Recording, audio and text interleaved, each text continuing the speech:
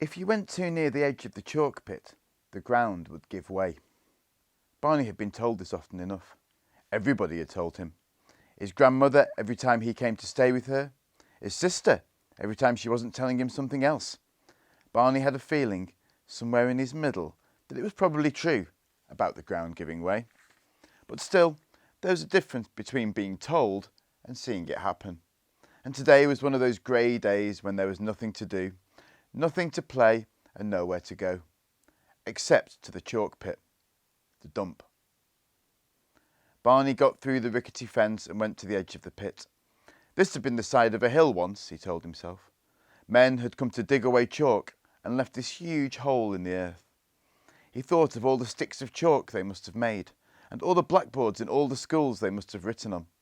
They must have dug and dug for hundreds of years. And then they'd got tired of digging, or somebody had told them to stop before they dug away all the hill. And now they did not know what to do with this empty hole, and so they were trying to fill it up again. Anything people didn't want, they threw into the bottom of the pit. He crawled through the rough grass and peered over. The sides of the pit were white chalk, with lines of flints poking out like bones in places. At the top was crumbly brown earth, and the roots of the trees that grew on the edge.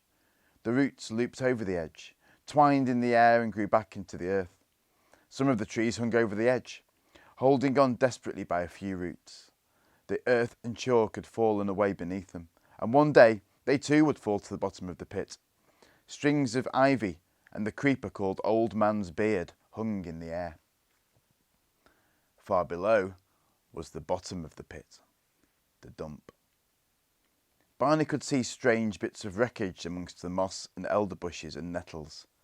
Was that the steering wheel of a ship? The tail of an aeroplane? At least there was a real bicycle. Barney felt sure he could make it go if only he could get at it. They didn't let him have a bicycle. Barney wished he was at the bottom of the pit, and the ground gave way. Barney felt his head going down, and his feet going up. There was a rattle of falling earth beneath him. Then he was falling, still clutching the clump of grass that was falling with him. That's what it's like when the ground gives way, thought Barney. Then he seemed to turn a complete somersault in the air, bumped into a ledge of chalk halfway down, crashed through some creepers and ivy and branches, and landed on a bank of moss. His thoughts did those funny things they do when you bump your head, and you suddenly find yourself thinking about what you had for dinner last Tuesday, all mixed up with 7 times 6. Barney lay with his eyes shut, waiting for his thoughts to stop being mixed up. Then he opened them. He was lying in a kind of shelter. Looking up, he could see a roof, or part of a roof, made of elder branches, a very rotten carpet, and rusty old sheets of iron. There was a big hole through which he must have fallen.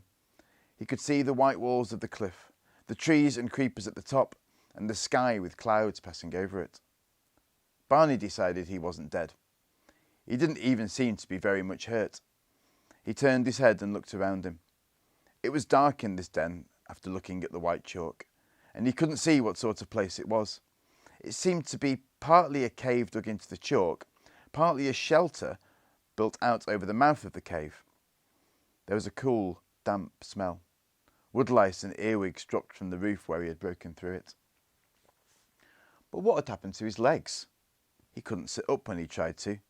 His legs wouldn't move. Perhaps I've broken them, Barney thought. What shall I do then? He looked at his legs to see if they were all right, and found they were tangled up with creeper from the face of the cliff. Who tied me up? Thought Barney. He kicked his legs to try and get them free, but it was no use. There were yards of creeper trailing down the cliff. I suppose I got tangled up when I fell, he thought. Expect I would have broken my neck if I hadn't. He lay quiet and looked around the cave again. Now that his eyes were used to it, he could see further into the dark part of the cave. There was somebody there, or something. Something, or somebody, had a lot of shaggy black hair, 2 bright black eyes that were looking very hard at Barney. "Hello," said Barney. Something said nothing. "I fell down the cliff," said Barney. Somebody grunted. "My name's Barney." Something made a noise that sounded like, "Stig." "Do you think you could help me undo my feet, Mr. Stig?" asked Barney politely. "I've got a pocket knife," he added, remembering that he had in his pocket a knife that he'd found amongst the wood shavings on the floor of Grandfather's workshop. It was quite a good knife, except that one blade had come off, and the other was broken in half and rather blunt. Good thing I put it in my pocket, he thought. He wriggled so he could reach the knife, and managed to open the rusty half blade. He tried to reach the creepers around his legs, but found it was difficult to cut creepers with a blunt knife when your feet are tied above your head.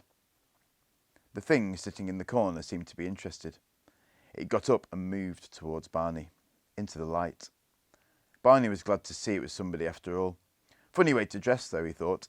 Rabbit skins round the middle, and no shoes or socks. "Oh," said Barney, "I can't reach my feet. You do it, Stig."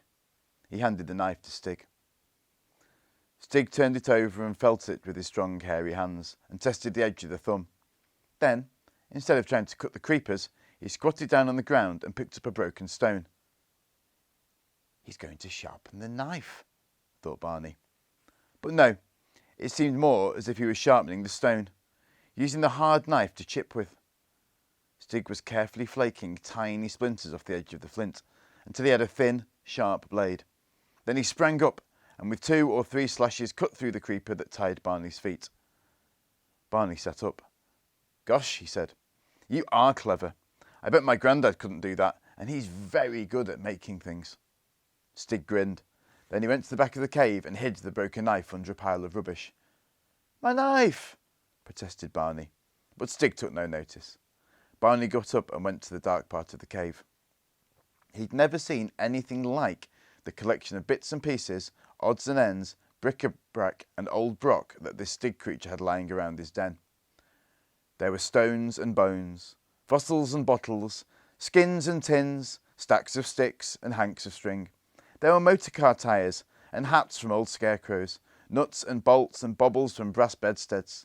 There was a coal scuttle full of dead electric light bulbs and a basin with rusty screws and nails in it. There was a pile of bracken and newspapers that looked as if it was used for a bed.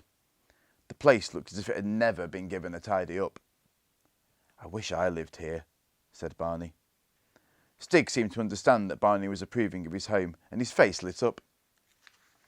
He took on the air of a householder, showing a visitor around his property, and began pointing out some of the things he seemed particularly proud of. First, the plumbing. Where the water dripped through a crack in the roof of the cave, he had wedged the mudguard of a bicycle. The water ran along this, through the tube of a vacuum cleaner, and into a big can with writing on it. By the side of this was a plastic football carefully cut in half, and Stig dipped up some water and offered it to Barney. Barney had swallowed a mouthful before he made out the writing on the can. It said, "Weed killer." However, the water only tasted of rust and rubber. It was dark in the back of the cave. Stig went to the front where the ashes of a fire were smoking faintly, blew on them, picked up a book that lay beside his bed, tore out a page and rolled it up, lit it out of the fire and carried it to a lamp set in a niche on the wall. As it flared up, Barney could see it was in fact an old teapot, filled with some kind of oil and with a bootlace hanging out of it for a wick. In the light of the lamp, Stig went to the very back of the cave and began to thump the wall and point, and explain something in his strange grunting language. Barney did not understand a word, but he recognised the tone of his voice. Like when grown-ups go on about, "I'm thinking of tearing this down and building on here, and having this done up." Stig had been digging into the wall, enlarging his cave. There was a bit of an old bed he had been using as a pick, and a baby's bath full of loose chalk to be carried away. Barney made the interested sort of noises you are supposed to make when people tell you they are going to put up plastic wallpaper with pictures of mousetraps on it. But Stig reached up to a bunch of turnips hanging from a poker stuck in the wall. He handed Bernie a turnip, took one for himself, and began to eat it. Barney sat down on a bundle of old magazines done up with string and munched the turnip. The turnip at least was fresh, and it tasted better to him than the cream of spinach he'd hidden under his spoon at dinner time. Barney looked at Stig. Funny person to find living next door to you, he thought. Stig did not seem much bigger than himself, but he looked very strong, and his hands looked cleverer than his face. But how old was he? 10, 20, 100, 1,000? You been here long? Asked Barney. Stig grinned again. Long, he said. Long, long, long. But it sounded more like an echo, or a parrot copying somebody, than an answer to the question. I'm staying at my grandmother's house, said Barney. Stig just looked at him. Oh well, thought Barney. If he's not interested in talking, I don't mind. He stood up. I'd better go now, he said. Thank you for having me. Can I have my knife back, please?